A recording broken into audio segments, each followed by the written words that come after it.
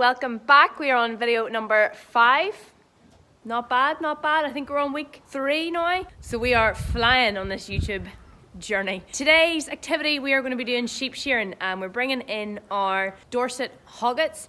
A hogget is basically like a teenager sheep. You have your ewe lambs, your hoggets, and then you have your ewes. That's kind of what we would call them anyway. Hogget is the same as a gimmer, if you've heard of that before. So we're going to go and get them gathered up, and we're going to bring them in, and we're going to get the wool off them. It is 17-ish degrees today. I know that if I start running around, I'll be taking this jumper off. I could think of nothing worse than being covered in wool today, right down to my legs. So we'll get them gathered up, I'll show you the whole process, and then we'll chat a little bit about shearing sheep.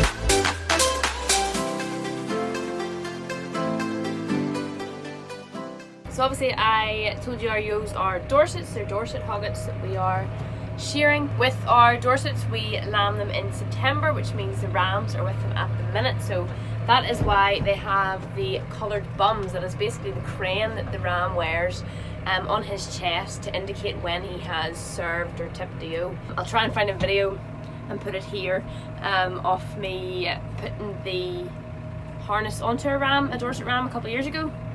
Basically we change the colours every 17-ish days. That's the estrus cycle of the ewe, and then it means that when it comes around to lambing time again, you have a fair idea of the window that the ewe is going to lamb in within 17 days anyway. Obviously then, because you take the wool off them, that mark goes away, so you have to be very conscious about writing down sort of what colour was on them and what tip they were with. So that's what I'm going to be doing next.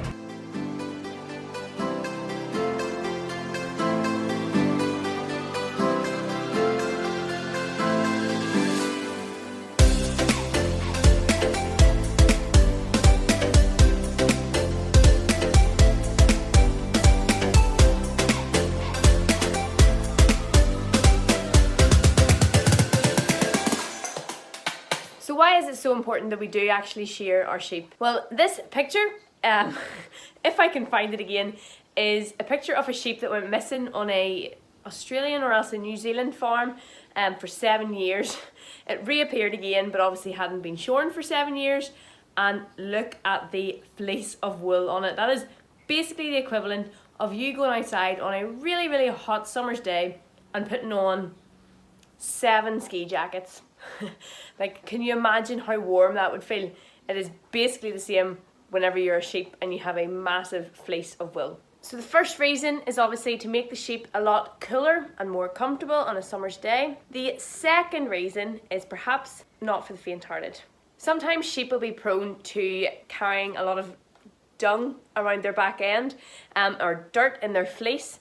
This dirt in their fleece attracts flies. The flies come, land on the fleece, they lay their eggs on the dirt that's in the fleece. The eggs hatch out as maggots and basically burrow in to the sheep's skin, causing fly strike, which is basically a very nice name for having maggots eating you alive. So one of the best ways to minimise the risk of fly strike on a ewe is to shave her wool off. Obviously the flies are around more in the summertime, so that's when we do it. And if the ewe doesn't have a big massive fleece of wool, she's less likely to get herself dirty, and it's less likely for flies to land on her and lay their eggs.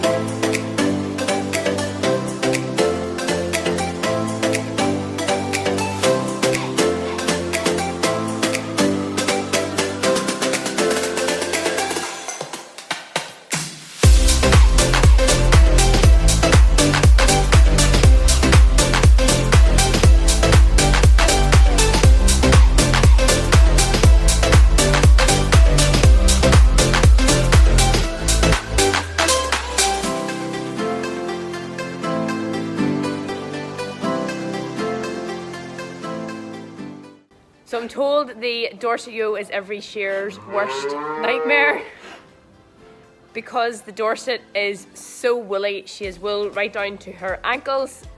She has wool all up her belly. So I think it is a little bit more difficult to shear a Dorset ewe compared to a commercial or a mule or something like that. Although you will notice that I have not shorn any ewes. I try one or two every year purely because I am a stubborn person and hate to admit that there's something that I'm not good at or I can't do, but me and shearing just do not gel. I just can't coordinate my body and my hands and the sheep for some reason.